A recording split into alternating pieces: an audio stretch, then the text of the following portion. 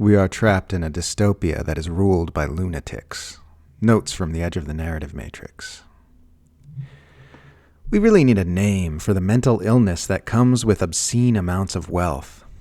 Elon Musk's bizarre progeny obsession, all the weird shit Michael Jackson did, the stories you hear about rich families making their servants clean their toilets after every use or throw away plates after every meal.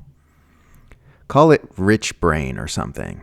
That psychological phenomenon where extreme wealth causes people to lose their mental moorings and spin off into deep space because there's no one in their lives telling them no or holding them to any standards of normal human behavior. When their ability to shape their day-to-day lives however they want with no limitations lets them fly off into uncharted psychological territory where they'll have whole teams of people orchestrating elaborate scenes and projects to accommodate their debilitating neuroses. We need a good label for this phenomenon because these are the individuals who are shaping our world. Many people suffering from psychological disorders will come up with unhealthy ideas for how society ought to be run, but they don't have the means to turn their vision into a reality. The people who are made insane by obscene amounts of wealth are not restricted in this way. Their mental illnesses can actually directly influence how human civilization plays out on this planet. As billionaires take more and more control over our world, we are finding ourselves increasingly led by those least qualified to lead us. We are trapped in a dystopia that is ruled by lunatics. We should probably do something about that. They are ripping kids in half right in front of us and telling us we need to be mad at Kneecap and Miss Rachel. A Palestine supporter witnesses new footage every day of children being mutilated, shredded, and burned to death by Israel. An Israel supporter spends every day avoiding looking at that same footage. This one fact tells you very clearly who is on the wrong side of history here. When you witness an injustice, you can either oppose it, look away, or make up some reason why the injustice is okay. Only the first option can lead to the cessation of the injustice. Ignoring the Gaza Holocaust looks different from justifying it, but both yield the same result. There are people opposing the genocide, and there are people justifying it, but the largest group by far are those standing in the middle and shrugging. These people may tell themselves that they are morally superior to the ones actively cheerleading a mass atrocity, and at first glance this may appear to be the case. But in practice, both are choosing an option that allows the mass atrocity to continue. One is just more photogenic than the other. It allows a certain type of person to feel nice about themselves while still facilitating an active genocide. This is almost everyone with the loudest and most influential voices in our society today, by the way. The celebrities, the people with the largest platforms. Most of them are not actively supporting the Gaza Holocaust. They're just sitting there watching it happen, like a psychopath sitting back watching a toddler drown to death in a swimming pool. They know something terrible is happening, but they know they'll pay a professional price if they oppose it, so they avail themselves of all the many distractions afforded to the wealthy and keep their attention fixed on the insignificant.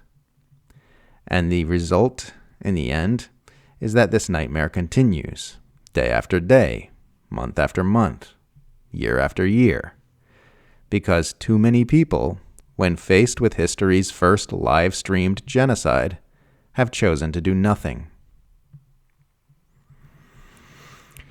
It would be a mistake to view the Chinese people's skyrocketing quality of life as miraculous or extraordinary. Beijing made some very clever decisions over the years, but ultimately it's just doing the normal thing, spending the nation's wealth on the public instead of on war. When capitalism simps want to shit on China, they'll call it communist. When they want to dismiss its accomplishments, they say it only happened because China became capitalist. When you ask why your country can't do what China is doing in order to share those same accomplishments, they circle back around to, no, that's communism again. And meanwhile, the war in Ukraine rages on, for no reason other than the fact that under our psychotic status quo, it is much easier to start a war than to end one.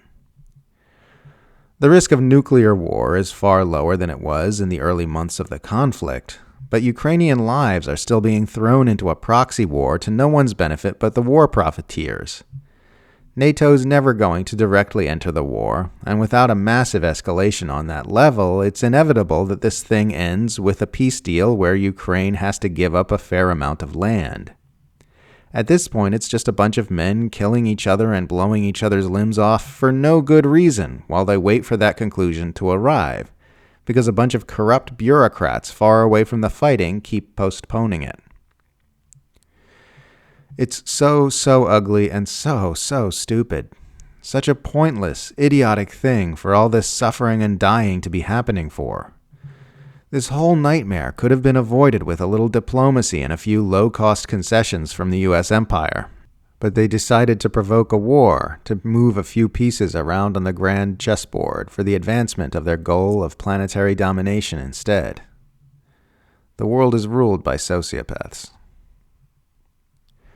I keep meaning to mention that watching or listening to Dave DeCamp's half-hour show for anti-war news every day is the easiest way to cultivate a lucid understanding of what's going on in the world. Just put it on over breakfast or on your way to work or whatever, and you'll always have an understanding of what the empire is up to from day to day. Other good resources include antiwar.com, Breakthrough News, Consortium News, Dropsite News and its quality Twitter account, World Socialist website, Electronic Intifada, Mint Press News, The Gray Zone, The Cradle, Moon of Alabama, and Responsible Statecraft. And for those of you who are listening to this article, if you go to the Substack version, the written version, there are a bunch of links that you can click to take you to these resources. Bye.